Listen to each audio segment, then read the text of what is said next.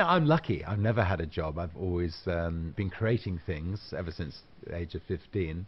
And, that's actually really what business is all about. It's about, painting a picture. You've got a bit of canvas and you want to create something really special, and you want to make every single little bit of that canvas as perfect as you can. So if you're say, creating a new airline in America, which you've done recently, you make sure that the planes are the best, the seats are the best, the crew are the best, the food, the entertainment, every single little detail you get right, so that picture is completely perfect. And that's really, what I've spent my life doing, and thoroughly enjoyed doing it. There's two ways of developing entrepreneurial skills. One is get out into the jungle and you give it a go, and you make mistakes along the way, and sometimes you'll make good things, and you might fall flat on your face, and you pick yourself up again, and you try again until you succeed. And that's a very good way of developing entrepreneurial skills. But it's also highly perilous. I mean, only 5% of people who set up their own businesses succeed, and the rest fail, and therefore, that can be, quite painful if you haven't got something to fall back on.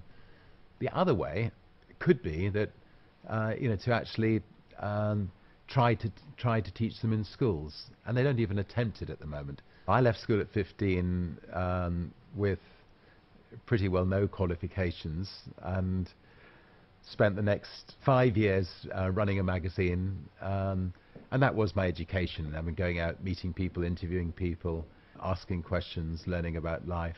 And the thing I enjoy most about my life is the fact that I'm learning all the time. I mean, every new challenge I set myself, or I'm set, I'm learning about life. I'm learning about people. I'm learning about something completely new, and it's so rewarding. If you're building a business from scratch and you don't have financial backing, you're going to have there's a very thin dividing line between success and failure, and I've come often very, very close to the wrong side of that dividing line. I've had the bank manager on my doorstep the day after I launched Virgin Atlantic 25 years ago, telling me that he was going to foreclose on the whole Virgin Group on the Monday morning. This was Friday night, unless we got him a certain amount of money by the Monday morning. And he'd actually walked into my house. It was the first time I've actually pushed somebody out of my house and told him he wasn't welcome in my house. And then I was shaking with anger, and then as I shut the door, wondered whether it was such a good idea pushing the bank manager out of one's door. But anyway, somehow that weekend we managed to scrounge some money together to pay the bills. But building a business is perilous. It's exciting, and you'll sail close to the wind on occasions, but you learn from it.